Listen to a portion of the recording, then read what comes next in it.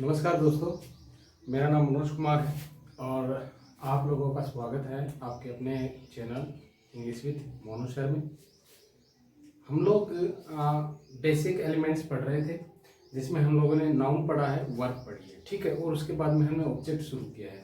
Object जो है इसका एक पार्ट हमने कंप्लीट कर लिया है और उसमें हमने पढ़ा था कि ऑब्जेक्ट काम क्या करता है, ठीक है, और कहाँ कहाँ पे मिलता है, कहाँ कहाँ पे ये यूज होता है, कैसे इसको फाइंड आउट किया जाता है।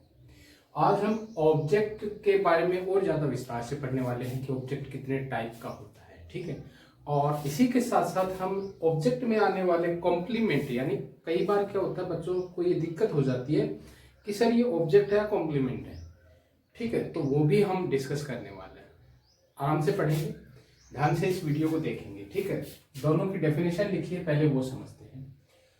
Objects are used to complete the meaning of a verb, कि ऑब्जेक्ट क्या काम में आते हैं। पिछली क्लास में ही पढ़ा था हमने कि वर्ब के मीनिंग को कंप्लीट करते हैं, ठीक है। ये तो हुई ऑब्जेक्ट की definition. Complements are used to complete the meaning of a subject and object. तो कॉम्प्लीमेंट क्या होते हैं, वो सब्जेक्ट के या फिर ऑब्जेक्ट के मीनिंग को कंप्लीट करते हैं, ठीक है। अब ये कॉम्प्लीमेंट्स जो होते हैं ना, ये वर्ब के लिए नहीं आते हैं, या तो सब्जेक्ट के या फिर ऑब्जेक्ट के लिए आते हैं। कैसे? ये सेंटेंस जो लिखे हुए हैं इन्हें से हम समझने वाले हैं, ठीक है। जैसे कि मैंने पहला सेंटेंस लिखा है, ही गेव मी।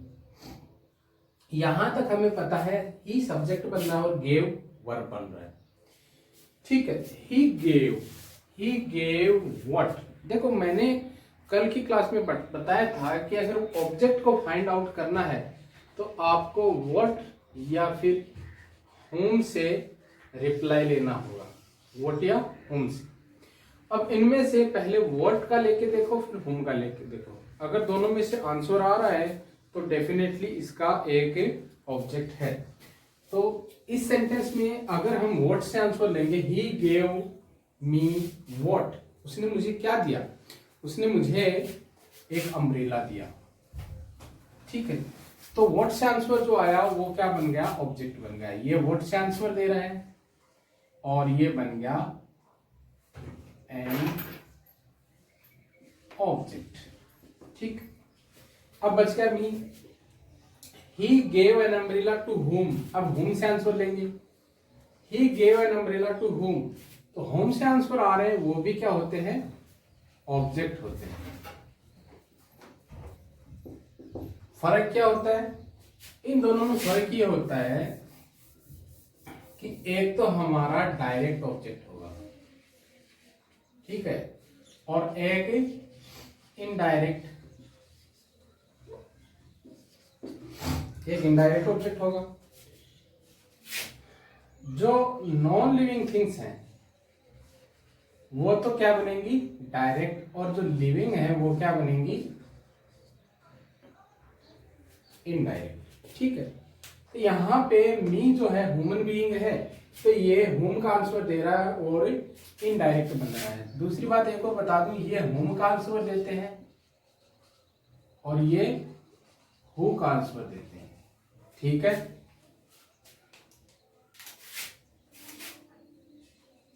ये इनको अलग अलग कर देता हूं मैं, ताकि थोड़ा अच्छा से समझ में आ जाए, ठीक है। ओके, तो ये आंसर देते हैं होम का और ये आंसर देते हैं हु का। क्लियर है ना? ठीक है। तो पहले सेंटेंस में हमने क्या देखा कि यहाँ पे दो ऑब्जेक्ट आ रहे हैं, ठीक है। एक ऑब्जेक्ट आ रहा हमारा डायरेक्ट ऑब्जेक्ट, जो कि कौन बन रहा है, अम्ब्रेला, और me indirect object. I hope ये क्लियर हो गया है। नेक्स्ट चलते हैं, she gave him a pen. इसमें भी दो ऑब्जेक्ट हैं, एक डायरेक्ट है एक इनडायरेक्ट है। सी सब्जेक्ट हो गया है, गेव वर्ब हो गया है, हिम जो कि आपका इनडायरेक्ट ऑब्जेक्ट हो गया है। ए आर्टिकल, इसमें एन आर्टिकल था, और पेन ऑब्जेक्ट हो गया है, वो भी कौन सा, डायरेक्ट ऑब्जेक्ट। इस तरीके से हमने देखा इन दोनों सेंटेंसेज में हमने दो क्या यूज किए हैं, ऑब्जेक्ट यूज किए हैं, एक डायरेक्ट है और एक इनडायरेक्ट। ठीक है, नेक्स्ट देखते हैं, Rohit bot a dress for her. ठीक है, तो रोहित ने क्या खरीदी, एक ड्रेस खरीदी थी। रोहित सब्जेक्ट हो गया, बोट वर्ब हो गया, ए आर्टिकल हो गया। रोहित बोट व्हाट, व्हाट से क्या आंसर देते हैं, डायरेक्ट ऑब्जेक्ट। तो ए ड्रेस, तो ड्रेस क्या हो गया, डायरेक्ट ऑब्जेक्ट हो गया। ठीक है, अब इसके बाद में एक प्रीपोजिशन आ रही है और वो प्रीपोजिशन जो है वो अपना ऑब्जेक्ट साथ लेते हैं। ठीक है, अब आपको होम से आंसर तो मिल जाएगा इसका। Rohit bot a dress for home, for home, for her. लेकिन ये जो होगा ना, ये आपका इनडायरेक्ट ऑब्जेक्ट नहीं बनेगा। क्यों नहीं बनेगा, क्योंकि बीच में क्या आ गई है कि प्रीपोजिशन आ गई है और ये ऑब्जेक्ट इस प्रीपोजिशन का हो गया है। अगर इस वर्ब का ऑब्जेक्ट होता तब तो ये इनडायरेक्ट बन जाता। ये सेंटेंस मैंने इसलिए लिया है कि आप कहीं मिक्स ना कर दो। कई बार क्या होता है कि हम ये भूल जाते हैं कि ऑब्जेक्ट जो आ रहा है वो प्रीपोजिशन का है या वर्ब का है। ये याद रखने की बात है कि अगर वर्ब और ऑब्जेक्ट के बीच में प्रीपोजिशन आ रही है तो वो जो ऑब्जेक्ट बनेगा वो प्रीपोजिशन का बनेगा, न कि उस वर्ब का। ठीक है, तो ये सेंटेंस जो है ना याद रखना। ठीक है, तो हमारे 3 कंप्लीट हो चुके हैं। नेक्स्ट है she is a teacher. She subject, is main verb, a article. अब टीचर, टीचर क्या बनेगा, ऑब्जेक्ट बनेगा? नहीं, टीचर यहां पे ऑब्जेक्ट नहीं बनेगा। ठीक है, क्योंकि हमारी इंग्लिश में क्या होता है कि जब भी आपको बी एक वर्ब होती है जिसकी फर्स्ट फॉर्म होती है इज, एम, आर, सेकंड, और बी खुद भी शामिल होती है। बी की फर्स्ट फॉर्म में बी में इज, एम, आर और बी। ठीक है, और सेकंड फॉर्म इसकी होती है वाज, वर। थर्ड फॉर्म होती है इसकी बीन। तो इसकी फर्स्ट और सेकंड फॉर्म जब भी मेन वर्ब बने तो इनके बाद में क्या आते हैं, ऑब्जेक्ट नहीं आते।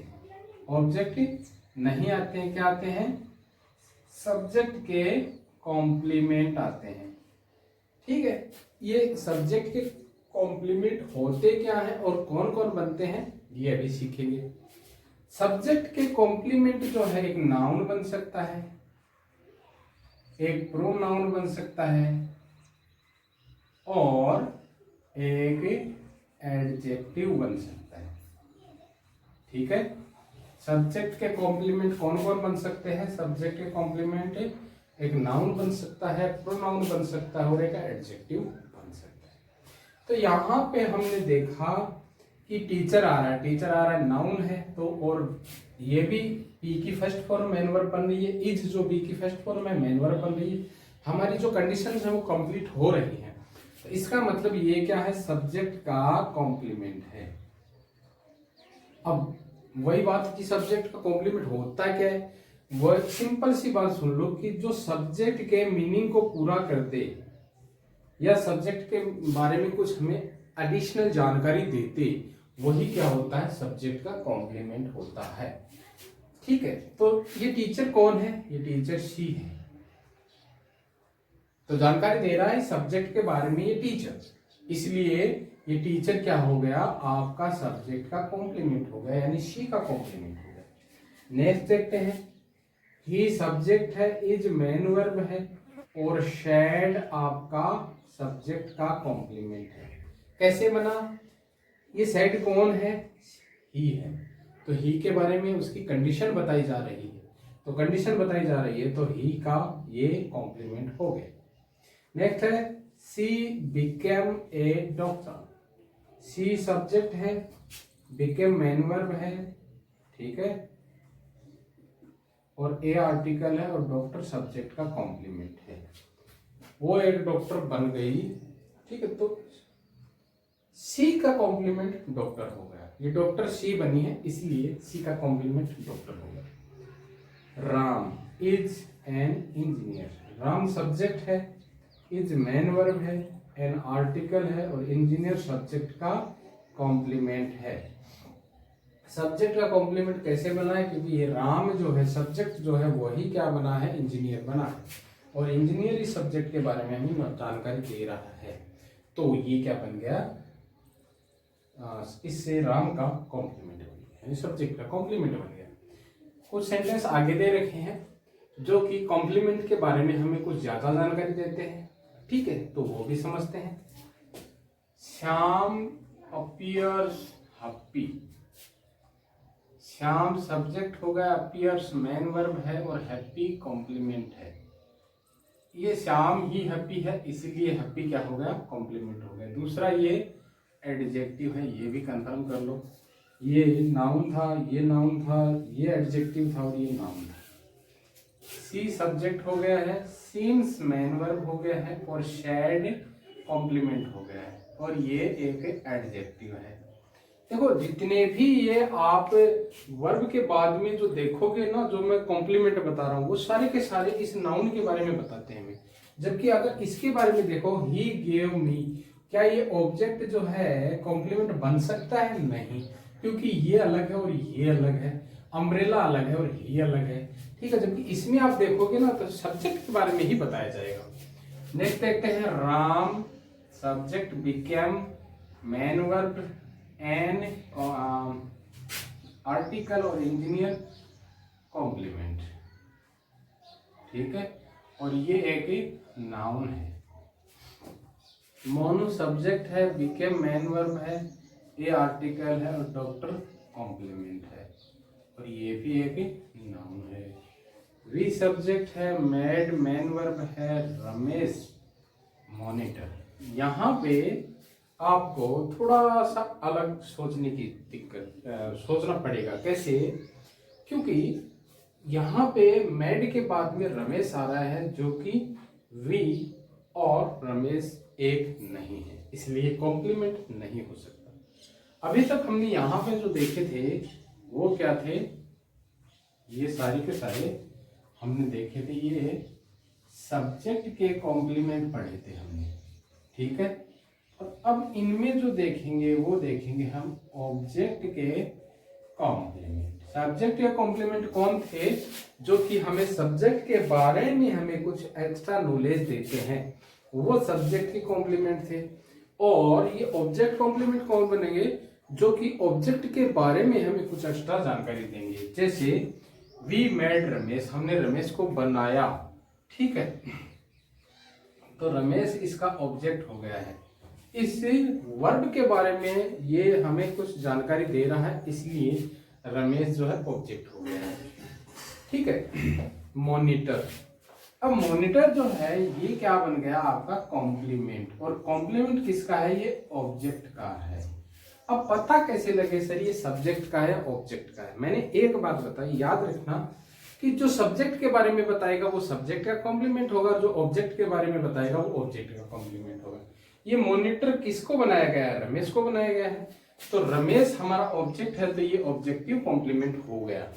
ओके, दोबारा बता दे रहा हूं, मॉनिटर जो है वो कॉम्प्लीमेंट है, ठीक है। कॉम्प्लीमेंट किसका है? इस ऑब्जेक्ट का है, क्योंकि ये रमेश को मॉनिटर बनाया गया, रमेश के बारे में हमें जानकारी दे रहा है, ठीक है, इसलिए ये ऑब्जेक्टिव कॉम्प्लीमेंट हो गया है। नेक्स्ट देखते हैं, I consider, I subject, consider main verb, him object. देखिए अगर आपको ऑब्जेक्ट पहचानने में दिक्कत हो रही है ना, तो व्हाट और हुम से आंसर लेते जाओ, ऑब्जेक्ट आपको मिल जाएगा। आई कंसिडर हिम, मैंने अगर आपको उस तरीके से नहीं मिल रहा ना तो इस तरीके से देख लो। हिम जो होता है ना, आदमी या औरत, सॉरी है, और इंसान के लिए लगाया जाता है, आदमी के लिए लगाया जाता है ना हिम। ऑब्जेक्टिव कैसे? इंसान के लिए हम इनडायरेक्ट ऑब्जेक्ट यूज करते हैं, ठीक है, इंसान के लिए इनडायरेक्ट ऑब्जेक्ट आता है और direct object non living things के लिए। इसका मतलब ये इनडायरेक्ट ऑब्जेक्ट हो गया। पहचानना कैसे है? होम से। I consider trust worth to home, ठीक है, तो होम का आंसर हिम आएगा। ओके, तो ये ऑब्जेक्ट हो गया। ओके, अब पहचानना ये है कि ट्रस्ट वर्थ जो है ये क्या है, ठीक है, इसका मतलब होता है विश्वास पात्र, ठीक है, और ये क्या है कि कॉम्प्लीमेंट है, और कॉम्प्लीमेंट भी किसका है? ऑब्जेक्ट का है भाई। अब पहचाने कैसे, ये ट्रस्ट वर्थ जो आया है किसके लिए आया है, कौन है ये ट्रस्ट वर्थी, ये है हिम है। तो हिम के बारे में ये बता रहा है, तो ये ऑब्जेक्ट का कॉम्प्लीमेंट हो गया है। ही सब्जेक्ट है, was man verb helping verb है, इलेक्टेड मैन वर्ब है, और एमपी, एमपी क्या आ गया, ही वॉज इलेक्टेड एमपी। यहां पे आपको जो एमपी जो है ये कॉम्प्लीमेंट है,